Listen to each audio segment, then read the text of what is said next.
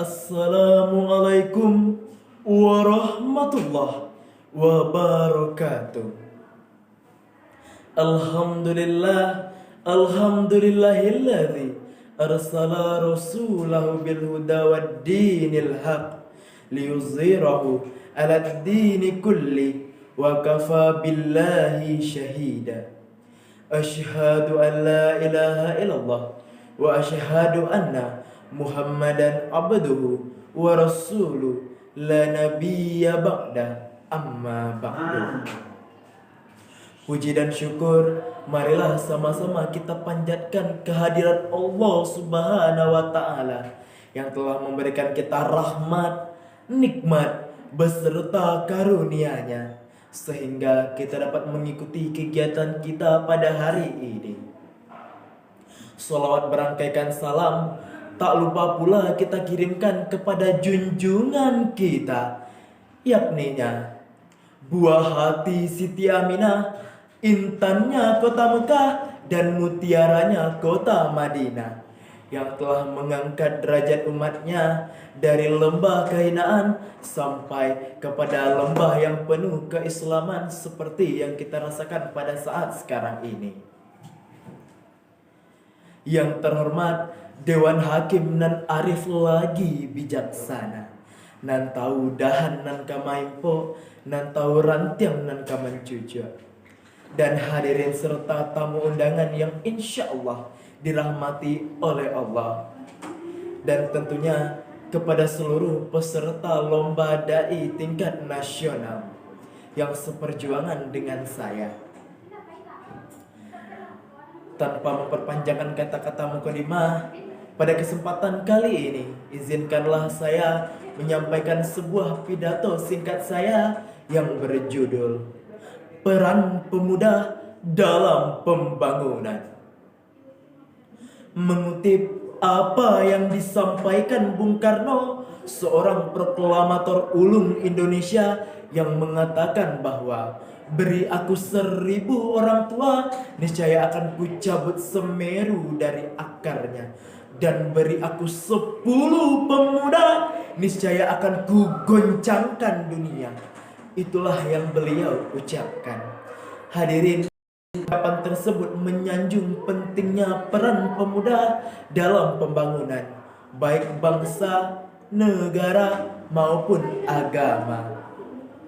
Ungkapan tersebut, hadirin, juga mengisyaratkan kepada kita agar jangan duduk termenung berpangku tangan, melainkan kita sebagai generasi muda harus menyingsingkan lengan baju, langkahkan kaki ke depan untuk bekerja, berkarya, dan berusaha. Namun kenyataannya, hadirin, bangsa kita jauh tertinggal dari bangsa lain. Orang Amerika sudah melanglang buana ke ranjau luar angkasa, sedangkan kita masih di rumah saja. Bangsa Jepang sudah banyak menciptakan teknologi canggih, sedangkan kita masih banyak yang gagap akan teknologi. Perekonomian kita dikuasai oleh bangsa Cina, sementara kita hanya menjadi bangsa penonton, bangsa yang hanya bisa melihat kemajuan dan terobosan-terobosan dari negara maju lainnya. Jikalau ini terus-menerus terjadi, hadirin, maka kita yakin bahwa kita sampai kapanpun tidak akan pernah menjadi generasi yang maju. Demikianlah penafsiran Imam Ali Al-Subani di dalam kitabnya Al-Mubaddinah. Hadirin, jika bangsa ini ingin maju, ingin mampu bersaing dengan bangsa maju lainnya, maka solusi yang harus diperhatikan adalah dengan meningkatkan kesadaran berbangsa, beragama, serta bernegara. Sebagai landasan, marilah kita ambil firman Allah dalam Quran surah Ali Imran ayat 104 yang berbunyi, A'udzu billahi minasyaitonir rajim. Bismillahirrahmanirrahim. Wal takum minkum ummatun yad'una ilal khair wa ya'muruna bil ma'rufi wa yanhauna 'anil munkar wa ulaika humul muflihun.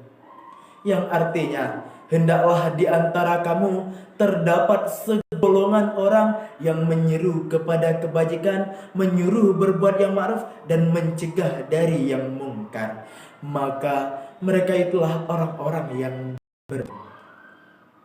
dalam ayat ini ditegaskan kepada kita agar tidak meninggalkan remaja yang lemah, generasi yang lemah. Sebab Profesor Dr. B.J. Habibie mengatakan bahwa setidaknya ada 5 kelemahan yang harus kita hindari sebagai generasi muda. Di antaranya lemah harta, lemah fisik, lemah ilmu, lemah semangat hidup, dan yang paling ditakutkan Dewan Hakim dan hadirin yang dirahmati Allah adalah lemahnya iman. Jika 5 kelemahan ini melekat pada jiwa generasi muda kita, maka kita yakin bahwa mereka bukanlah generasi muda sebagai pelopor pembangunan bangsa, melainkan sebagai virus-virus pembangunan, penghambat pembangunan, bahkan penghancur pembangunan. Oleh karena itu, hendaknya kita meningkatkan jiwa, semangat juang yang tinggi sebagai generasi muda pemegang pelopor estafet pembangunan bangsa, negara, dan agama. Jika generasi muda kita mau berusaha, rajin bekerja, dan tetap mau beramal, maka kita yakin bahwa mereka sedang menuju jalan yang lebih cerah. Namun, jika mereka malas bekerja, enggan berusaha, dan tidak mau beramal, maka kita yakin bahwa mereka sedang menuju jalan yang suram dan mengenaskan. Na'udzubillah wa na'udzubillahi min zalik. Sesungguhnya pemuda pemalas tidak akan merasakan manisnya madu, melainkan akan mengecap pahitnya empedu. Dewan Hakim nan arif lagi bijaksana, serta hadirin yang dirahmati oleh Allah Subhanahu wa Ta'ala. Oleh karenanya, janganlah kita meninggalkan generasi muda yang lemah, melainkan kita ayomi mereka agar menjadi generasi yang kuat dan kokoh, baik dari segi fisik, segi mental, maupun intelektual. Dan kita sebagai generasi muda, tentunya kita harus menyingsingkan lengan baju, melangkahkan kaki ke depan untuk bekerja, berkarya, dan berusaha.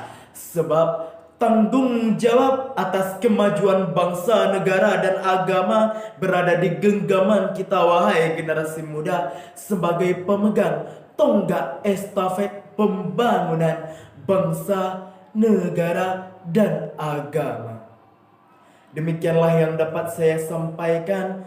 Lebih kurang saya mohon maaf, sebab segala yang benar datangnya dari Allah dan segala kehilafan datangnya dari saya sendiri. Saya akhiri dengan sebuah pantun. Gunung Sagojo Gunung Marapi, tatutui kabui di pagi hari. Andi pamit undur diri, sampai jumpa di lain hari.